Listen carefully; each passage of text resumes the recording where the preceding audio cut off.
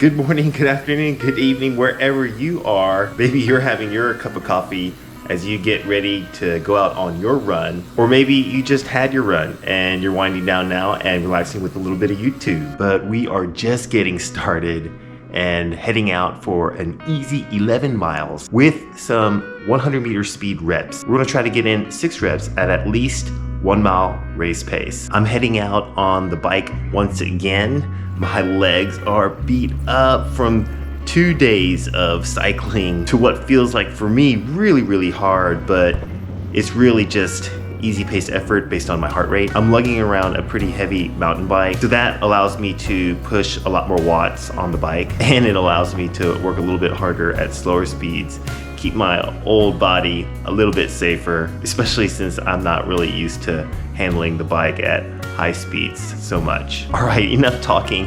I'm getting farther and farther away and separated from the kids. They've already left to start their run. I'm gonna have to go and catch up with them to grab some footage. We'll see you out on the trails. All right, let's go. Yeah.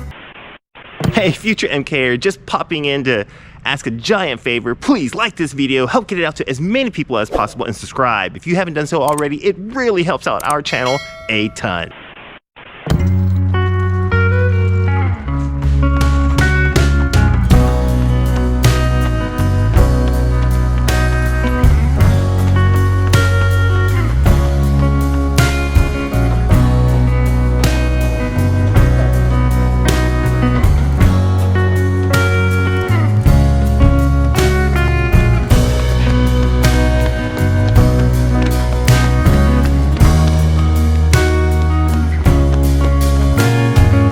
Haven's working real hard on her base build. I'm super happy for her for finding motivation to stay on the grind. All right.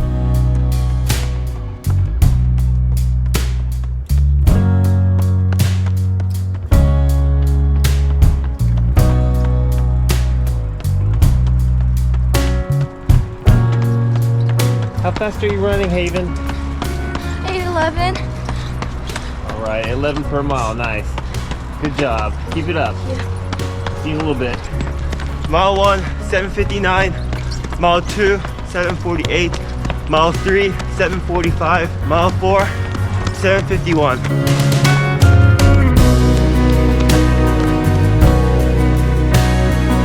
$8:32 for the 5th mile, and we're gonna run back home.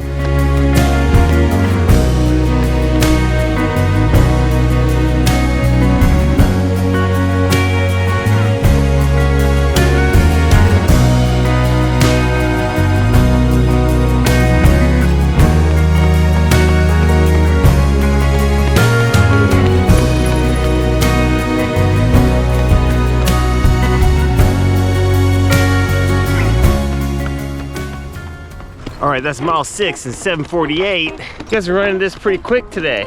How do you feel? A little better. Awesome. A little tired for you, Evan? Feeling pretty good for you, Cole? Yep. Okay. Evan went to bed a little bit late last night, so she's a little bit fatigued, but that's okay. We have a super late start at school today, so she can take a little bit of a mid-morning nap.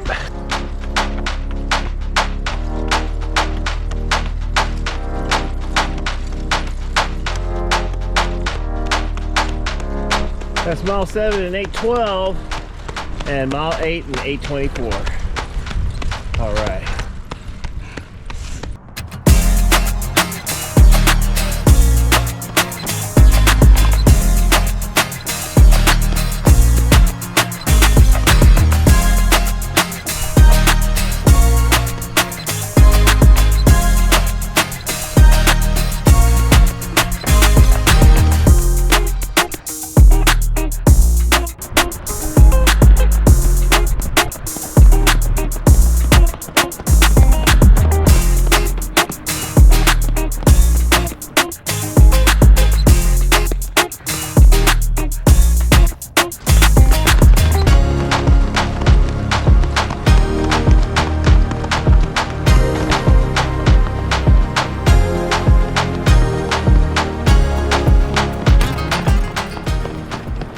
And here are the splits for the rest of the 11 miles of easy running for Cole and Evan. All right, really well done. Really well done. Good job.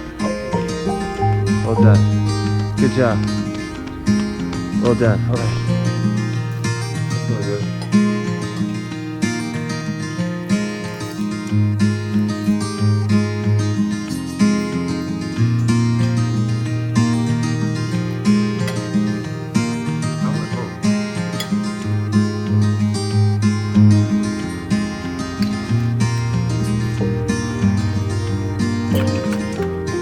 Congratulations to my good friend Mario, all the way in South Africa on his 3:25 finish in his very first marathon. You know what that means? It's a personal best. What an amazing accomplishment for the very first marathon of your life, Mario. You keep it up.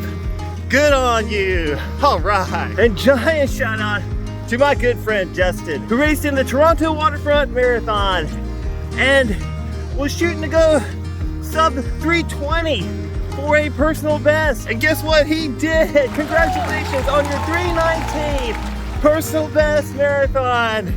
All right, Justin, way to go.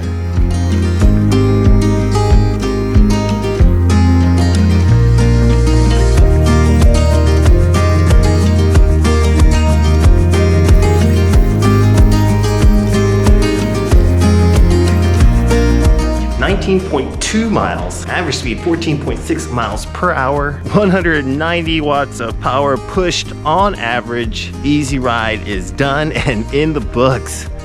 Boy, I'm glad that's over. It's really hard just to sit on the bike for an hour, so it makes it hard to push enough watts to get the heart rate up, but it's good to get some spin time in the legs so that I can build the endurance and build the tolerance that's necessary to be able to sit on the bike and put in some good work on it and get the heart rate up. So this is all an investment for later.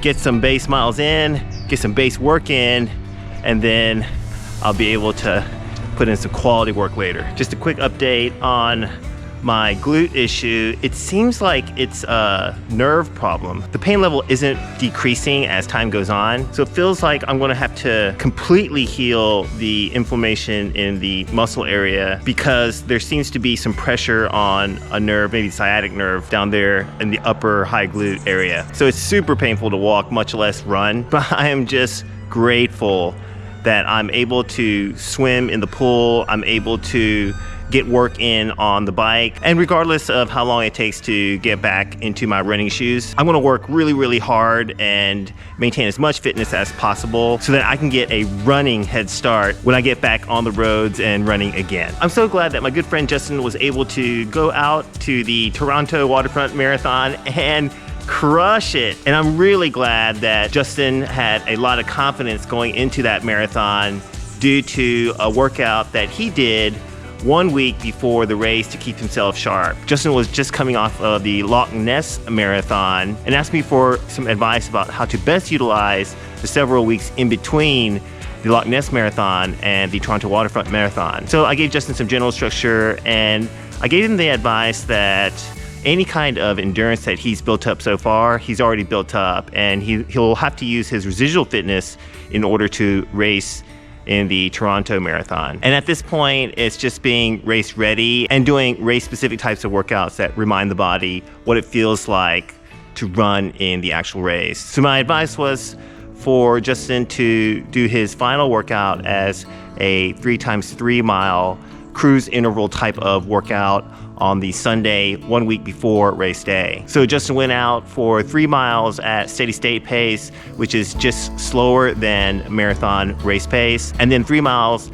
at marathon race pace just to remind himself what it feels like, just to dial in on that speed so he's very familiar with it and it's not a surprise to him during the race itself. And then finally, after a float in between each of the cruise intervals, tackling on a 3 mile interval at faster than goal marathon race pace or at threshold pace. And even though at the end of a marathon Justin might not be running at half marathon pace or 10K race pace. Definitely his effort level will be there. And we can't simulate putting his effort level all the way up to that level running at marathon pace. Otherwise, he'd have to run too many miles and he'd be too tired and won't have a taper before the actual race. So we just speed it up a little bit and we run at around half marathon pace to 10K race pace. And then that gives the body a chance to simulate what it feels like to be that tired, especially towards the end of a medium long run or a long run. And Justin crushed that workout. He absolutely destroyed it, and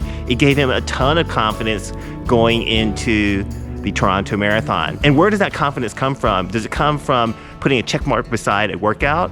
Or does it come from having a previous experience that's relatively recent that kind of reminds yourself that, hey, I was here just a week ago? It's being at mile 21 of the marathon and feeling some pressure as the heart rate starts to creep up and drift into that threshold zone. And the confidence comes from having that recent memory of being in that same position just a week ago and knowing that, hey, I battled through that and I was able to do cruise miles at super fast pace just a week ago. So, hey, I'm feeling that way right now and I can do it during this race at this moment right now. And I think that's what gave Justin that confidence to not hold back, that confidence to know that he can keep going and not get busted, not get flattened, not get pancaked, to stand tall and run hard all the way to the finish line. And so can you. Do more race-specific training as you get closer to your race date, and you will develop the confidence that you need